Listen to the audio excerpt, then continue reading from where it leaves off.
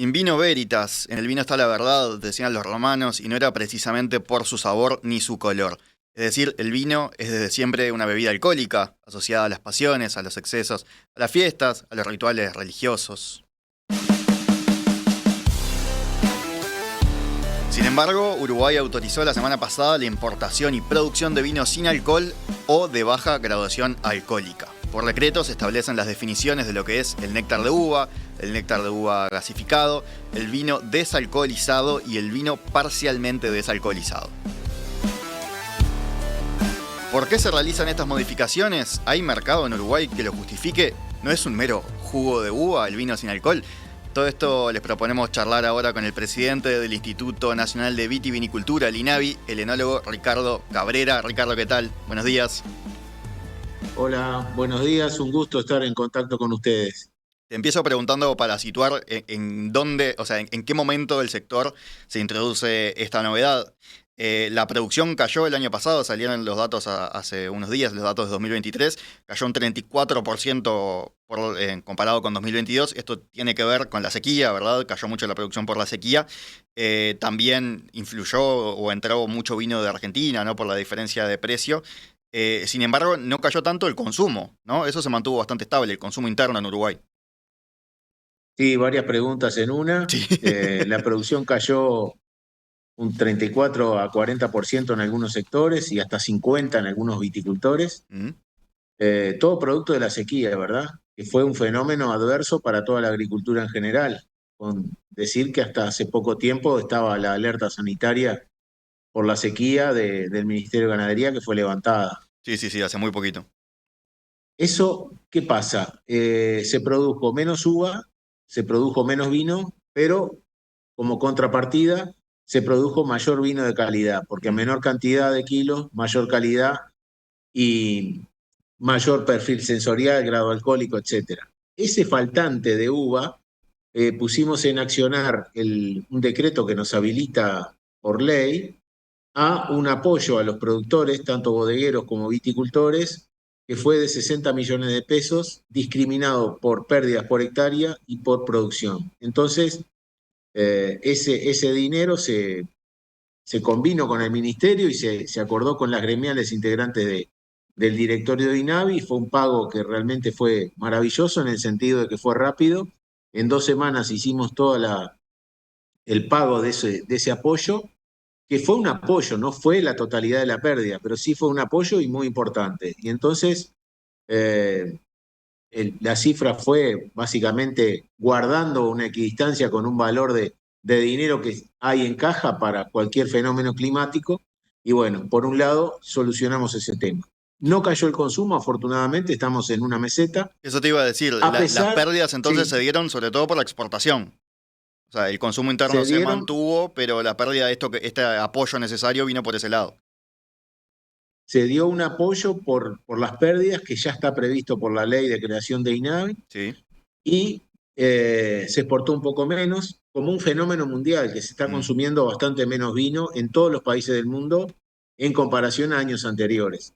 Bueno, Uruguay no escapa a esa excepción y nos bajamos un 8% de lo que es la exportación, pero subimos en precio por litro de vino exportado, que es el 95% del vino que se exporta de Uruguay es envasado con la etiqueta donde consta la producción nacional. Ricardo, te Y cobré, con respecto, estabas diciendo que sí, entramos en una meseta de consumo, ¿verdad? Hace algunos años entramos en había una caído, meseta, sí, en la pandemia subió en subió. la pandemia, Mm. subió en la pandemia gracias a que la gente pudo hacer la- guardarse en forma voluntaria y responsable. Y bueno, ahí subimos un poco el consumo de vino y volvió a niveles normales del 2020 para atrás. ¿Y qué pasa? Se vendieron alrededor de 60 millones de litros en el año 2023, a pesar de todo el vino que entraba por diferencia de precio con Argentina, en cuanto a la gente que iba por decirle de alguna manera, de turismo de compra Mm. en lo que es Argentina, por una disposición Mercosur que tiene tanta potestad de tantas botellas por persona, que no solo es vino, es también otro producto. Caso más elocuente es el de productos farmacéuticos o Sí, productos de belleza. Entonces, es lo que el más vino no habló, ¿no? escapa a la regla. De lo que más habló fue de los productos farmacéuticos o de la gente que cruzaba a hacer el surtido en la frontera, pero también se vio mucho Exacto. compatriota que se traía vino mendocino, por ejemplo, ¿no? Exacto, vinos que acá, importados legalmente, tienen un valor, alto valor, porque son vinos de alta gama, en Argentina tenían un valor bastante inferior. Pero bueno, ¿qué pasa?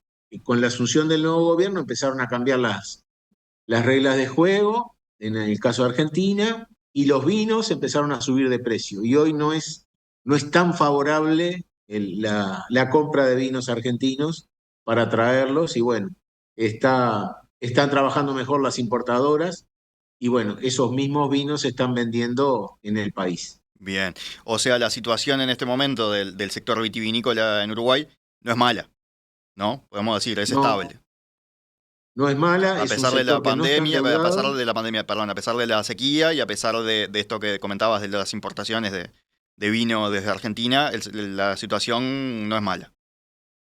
No, y ahora en lo que es en la faz productiva, estamos sufriendo una pequeña sequía que bueno, se viene solucionando con riego, que no fue tan afectada la producción o que no va a ser tan afectada como en el año pasado, porque hay que recordar que el año pasado no llovió normalmente desde septiembre hasta el fin de la cosecha, y Mm. ahora estamos con lluvias que relativamente nos han favorecido y con una sequía que favorece la madurez de la uva en todos los aspectos. Entonces vamos a tener mejor producción que el año pasado y vamos a tener también muy buena calidad con esa sequía que yo te digo que nos favorece.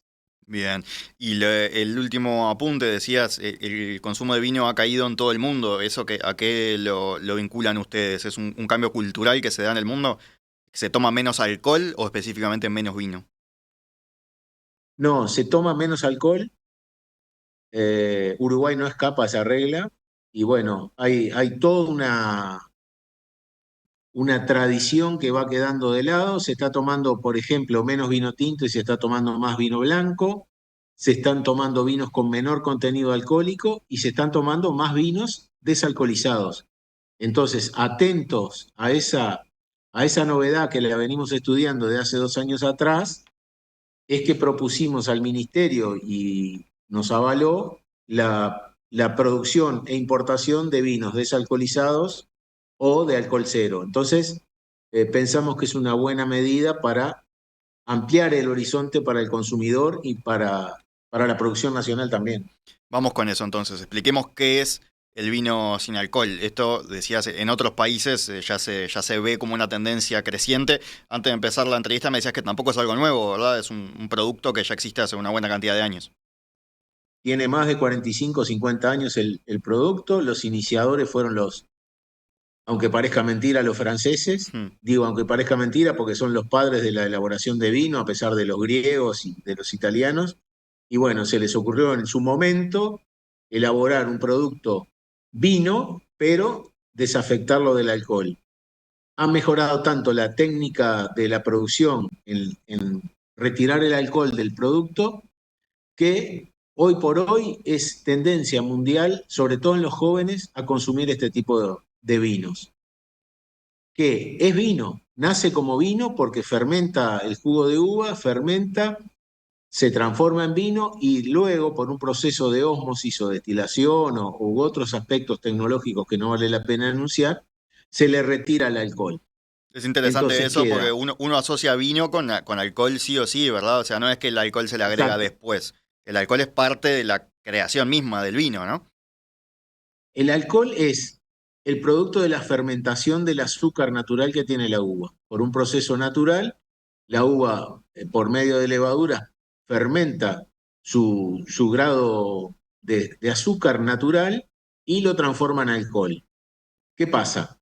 Una vez transformado en alcohol, el vino queda terminado y lo que se hace en estos casos es elegir vinos de muy buena producción, de muy buena cosecha, pero bajos de alcohol por la producción de la uva, para retirarles el alcohol. En algunos casos se le retira la totalidad y en algunos casos, según el gusto del consumidor, se le retira una parte. Por eso hicimos la disquisición que de 0 a 5 es una cosa y más de 5 es otra, hasta 4 grados. Entonces, en la etiqueta debe decir que es desalcoholizado y precisamente tiene que decir el grado de alcohol que tiene para evitar cualquier tipo de inconveniente o engaño, ¿verdad? Bien. Entonces, es una bebida, es un vino que no va a competir con el vino propiamente dicho, porque es una bebida distinta porque no tiene alcohol, pero sí va a competir, si vale el término, con otras bebidas que o no tienen alcohol o son bebidas refrescantes. El vino sin alcohol, entonces comparable con la cerveza sin alcohol, por Es ejemplo. comparable, es comparable. Vos vas a ir a un asado, por ejemplo, hablando en criollo, y vas a poder tomar vino desalcoholizado, si no tiene nada de alcohol, o esperás un par de horas para tomar un vino que tenga entre 0 y 0,3, 0,5, y podés conducir perfectamente sin ningún efecto nocivo. Y el vino de baja graduación alcohólica, ¿con qué ¿Lo compararías? Bueno, ahí se compararía con sí mismo, porque en general el vino de baja graduación alcohólica ya lo tenemos en el país desde hace muchos años, del año 88, en la época del Ministerio de Ganadería, Sí. y son vinos, por ejemplo, vinos refrescantes se llama, vinos dulces con gas y pulpas de fruta, eso es un vino con bajo alcohol. Después podemos tener un vino que se llama vino liviano o leve, que tiene bajo alcohol hasta 8 grados. Y también se puede dar el caso de vinos que hoy se denominan medio y medio, por ejemplo, era una marca comercial en su época, muy Sí. famosa y que todo el mundo dice quiero tomar un medio y medio, que es un espumante con gas con baja graduación. O sea, eso es algo que ya existía, ¿por qué ahora se incluye dentro de esta nueva reglamentación? Porque esta nueva reglamentación lo que hace la diferencia es vinos tranquilos, es decir, sin gas, que Mm, vos puedas tener con baja graduación y que no sean compuestos por otros productos como pueden ser pulpa de frutas o gasificados, por ejemplo, bien. o agregados de azúcar para endulzar. Son vinos con baja graduación que prefiero de repente tomar un vino con 4 o 5 grados y no me afecta para nada al cabo de determinado tiempo, ¿verdad? Es Bien. decir, ¿qué pasa? En Uruguay el vino está absolutamente legislado por todos lados, ¿verdad? Entonces, ante cualquier cambio hay que redactar un decreto, ver la posibilidad de que salga, auspiciarlo y modificar las tendencias. Es decir, darle al consumidor la oportunidad de consumir cosas nuevas que no le hagan daño a la salud. Pasa distinto con otras bebidas que no están tan reglamentadas con el vino. Y bueno, nosotros en ese sentido el vino está protegido y bueno, como tiene un instituto que arbitra y que lo avala, tenemos que hacer toda esta transformación legislativa, ¿no? Bien, tengo dos preguntas de la audiencia que vienen al caso y después pasamos a otra área de esto, ¿no? Después hablamos un poco del mercado, de la demanda, pero pregunta Ricardo, ¿qué pasa con el sabor? ¿Qué gusto tienen estos vinos? Es parecido al gusto del vino tradicional, por así decirlo? Es parecido, tiene los aromas naturales propios del vino, lo único que no tiene el cuerpo que tiene un vino propiamente dicho, ¿verdad? Porque se le retira un componente muy importante que es el alcohol. El alcohol es el 80 y pico por ciento de los sabores del vino, pero no deja de perder los aromas y la consistencia que le dan, por ejemplo, los taninos en los vinos tintos o los perfumes o ventanas aromáticas en los vinos blancos.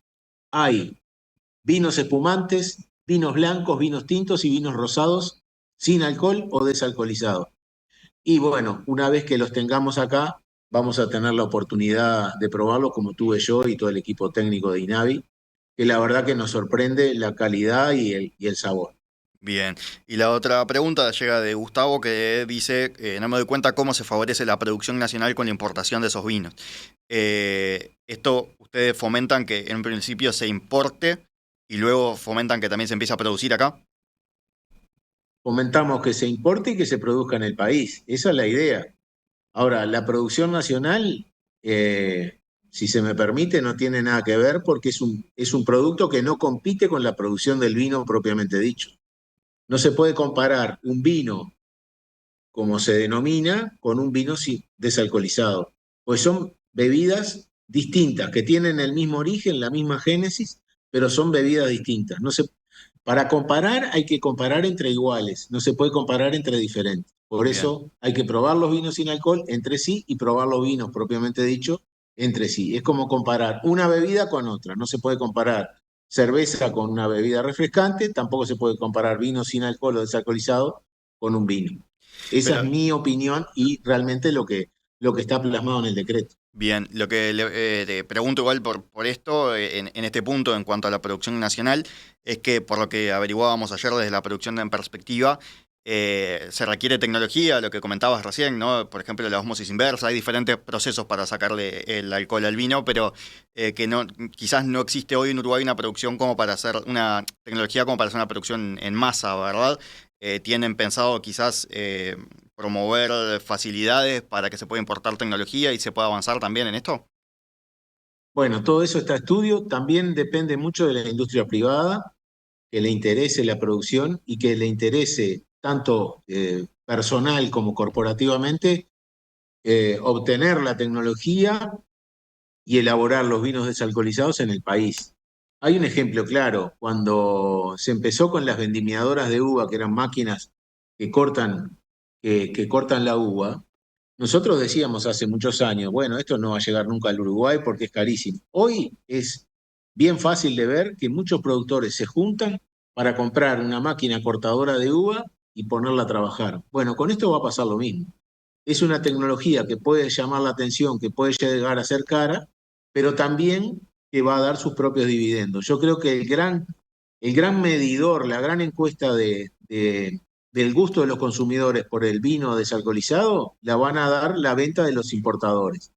Y yo creo que esto nos pone a cubierto del gusto de los consumidores, donde se abre una ventana nueva. Acá no hay competencia con el vino, acá la competencia es con otras bebidas. Bien, hablemos de esa ventana nueva entonces, de si hay o no mercado, o sea, es algo que hasta ahora quizás no podemos saberlo porque todavía no se consume, ¿verdad? Pero ustedes, eh, ¿qué previsiones tienen, qué expectativas tienen de que estas nuevos productos se abran paso? Nosotros tenemos la expectativa de que va a ser muy importante la venta. Es un producto nuevo, tiene la historia del vino y tiene la modificación en su constitución por el retiro del alcohol. Es una oportunidad para que el consumidor tenga la secuencia de consumo que lo va a favorecer para poderlo hacer y poder conducir, por ejemplo, no tener problemas de salud.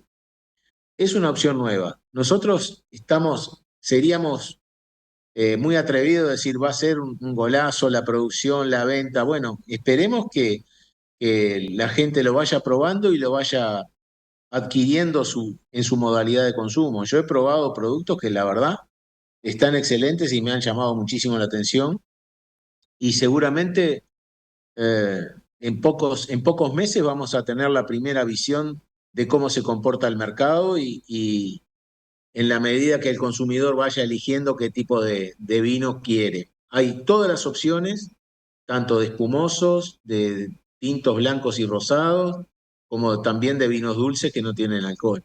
Yo creo que va a ser importante, pero sobre todo para la libertad del consumidor que quiere consumir un vino, pero no lo puede hacer porque tiene que conducir o que tiene problemas de salud.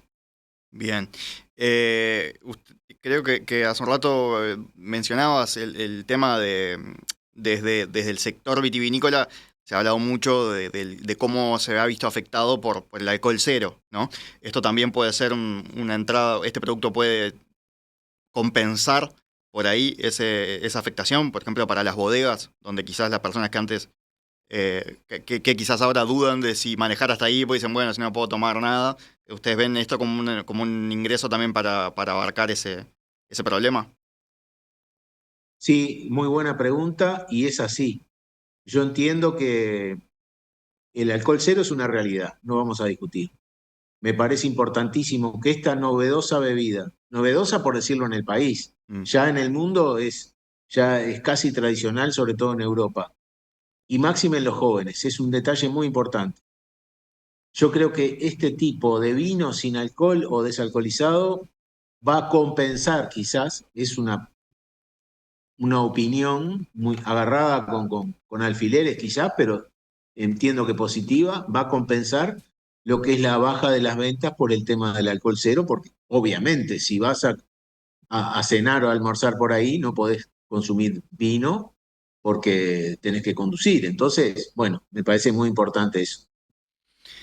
También lo que decíamos de que en el mundo baja un poco el consumo de alcohol y eso, y mencionabas también cómo en los jóvenes se ve esto particularmente y tiene que ver quizás con tendencias de estilos de vida más joven, más sana, ¿no? ¿Va por ahí la cosa?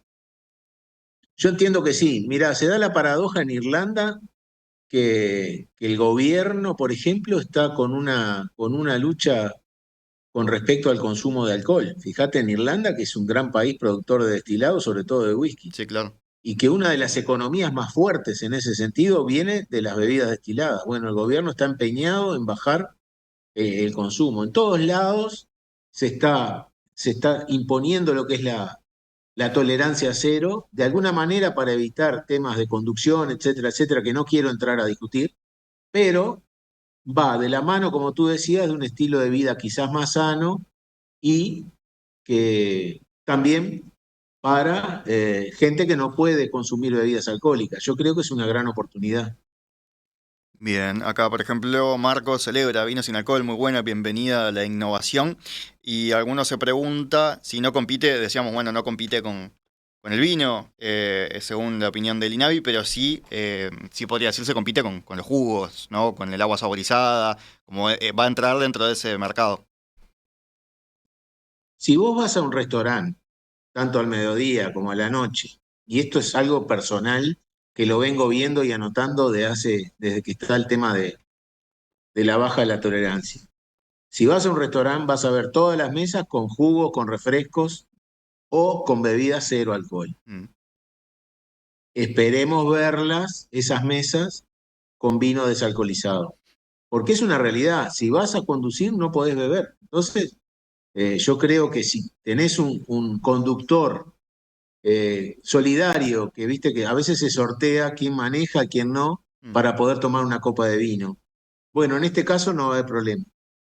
¿Qué podemos prever en cuanto a precios? Se puede pensar que al no tener alcohol va a ser más barato, pero ¿qué tienen visto ustedes en otros países, en otros mercados? Bueno, en otros países la comparación es prácticamente igual, es decir, es un poco más económico, pero hay que acordarse que tiene una tecnología atrás que lo puede llegar a encarecer. Mm, Nosotros todavía no tenemos una evaluación de precios porque todavía no está en el mercado. Seguramente en la medida que haya marcas y más marcas en la oferta, los precios se van a estandarizar, bien. ¿verdad?